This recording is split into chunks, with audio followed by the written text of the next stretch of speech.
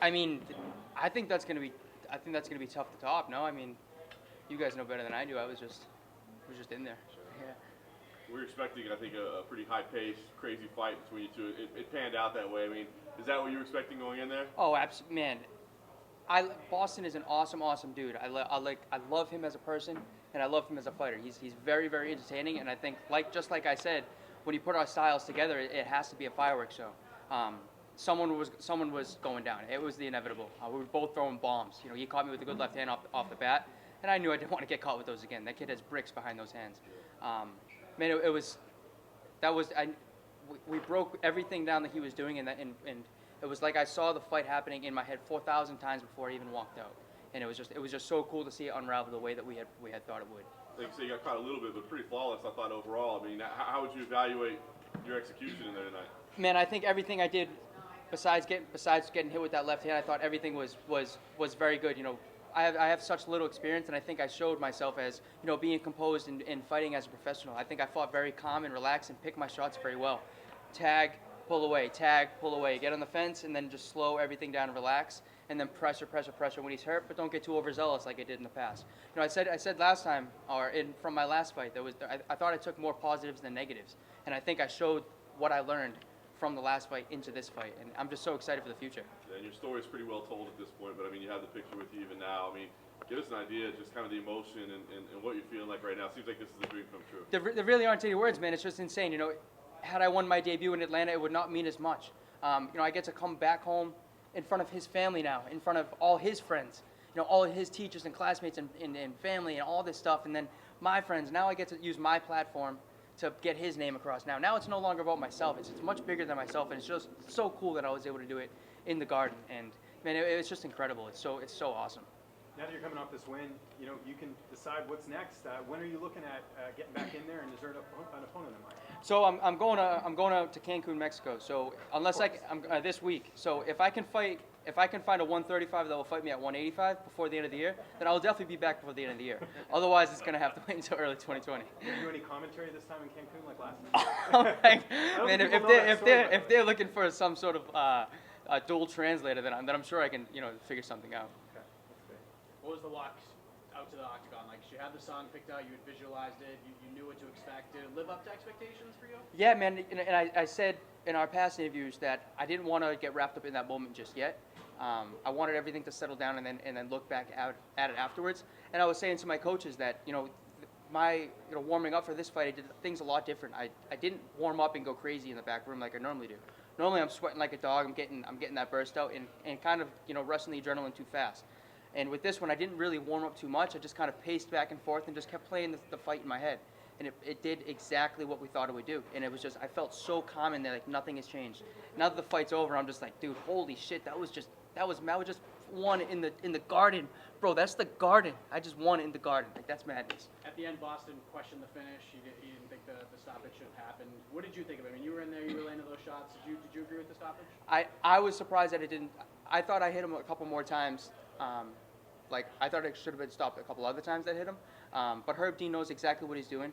You know, when you get hit like that, something is obviously, you have a false sense of reality. So I'm sure if he's looking at it now, maybe he has a different thought, and that's just, you know, being wrapped up in the moment. But yeah, I mean, I think that was a great stoppage. I hit him with, you know, a bunch of right hands. I heard him from the beginning, and then I just kept capitalizing.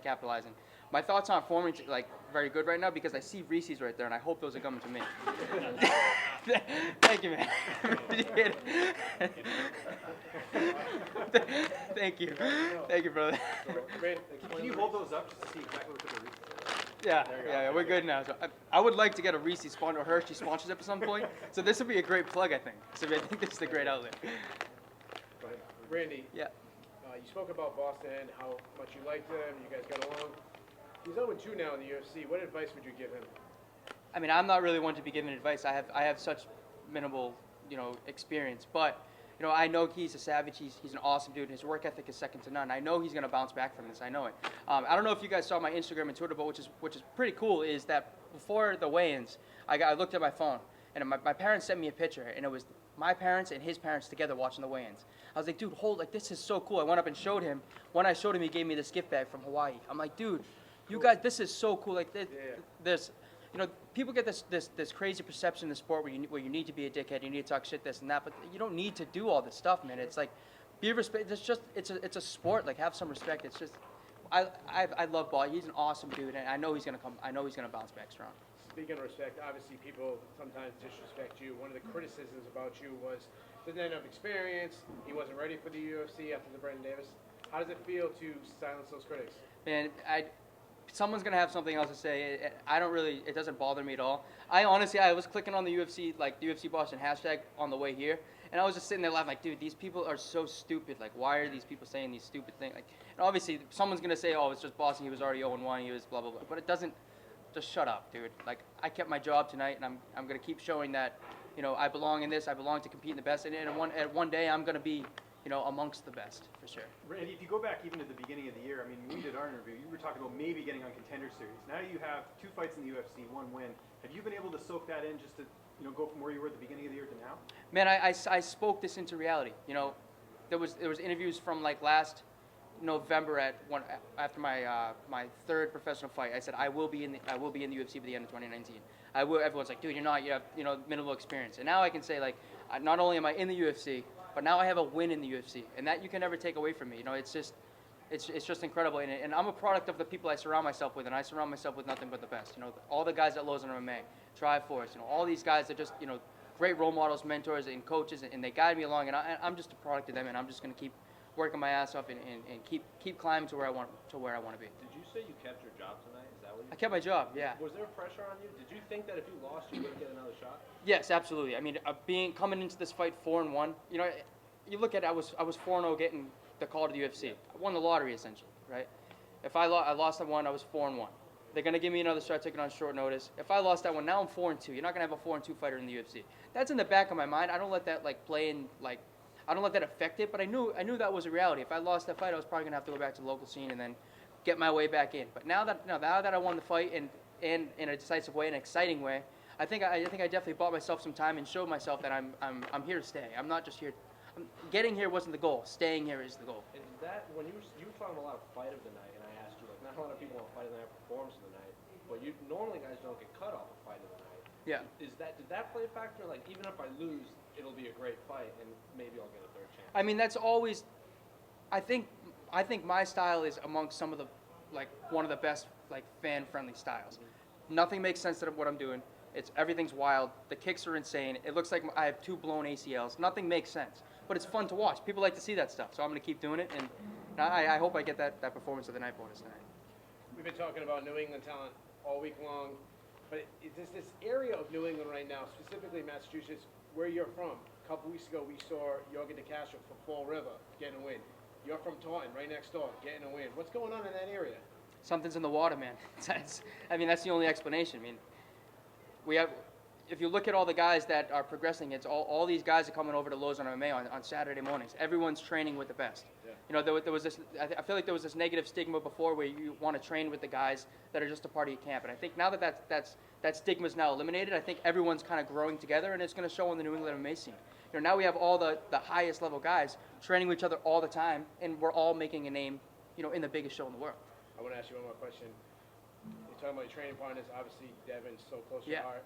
I asked you the other day, what would he say before your fight? What would he say to you now after you got a UFC win? He said you did it, but you took a little bit too long. That's it. What's the after party looking like tonight? I'm gonna eat all these probably about 10 minutes after I get out of here. I'm gonna go to North End. I'm gonna smash all the cannolis. Then I'm gonna go to Insomnia Cookies, smash all the cookies. I'll probably be like 2:05 by the time I wake up tomorrow morning. You gonna share some of them with us? Next question. I got a gorilla tattoo on your leg. What's the story behind it? That's Harambe. Yeah. Harambe was the gorilla in Cleveland. Yeah. Yeah, Cincinnati. Yeah, it's not the same without him. Yeah. Is that really Harambe, or is that just a gorilla? No, that's Harambe, man. Yeah. Oh man, it just hurts. Yeah, no. No, it's just the gorilla head. Randy, I don't know if you knew this, but at 6 o'clock in the first prelim fight, there was already a We Want Costa chant. How many shoeys did you guys see at 6 o'clock? How special is your fan base? I mean, they're loyal. It's second to none. Everyone's just a complete maniac, man. I only live like 40 minutes down the street, and I had to make sure I didn't stay at my house because every time during fight week, dude, all my idiot friends are literally taking shoeies but using their old boxing gloves, bro. It's Oh, fucking wow. disgusting. So I'm like, dude, I gotta get out of there. They're like sending me videos drinking out of like, dude, like, like the Air Dads, like the New Balances with the straps. They're drinking out of those and like drinking out of like old boxing gloves. I'm like, dude, you guys are just madness. Stop Snapchatting me this stuff right now. You mentioned the pressure to win to keep your job. What Yep. about the pressure to win in front of your hometown crowd? What did that feel? I didn't add any extra pressure in that regard because you have to remember I just got into the UFC. I've only had one fight in the UFC. All my other fights were in in the last year were all local. So this was just another local show, just on steroids. You know, it was just a bigger arena. But like I was selling out the local shows. All those people followed me here. It was nothing new. All those people that had the Costa crew shirts, those are all loyal supporters from day one. Like I have the best friends, the best family, the best supporters, and you're not gonna top that. It's truly humbling. That's really what it is. That's a good thing. They had Yeah. your back either way. No, win or lose, I knew that they were gonna have my back.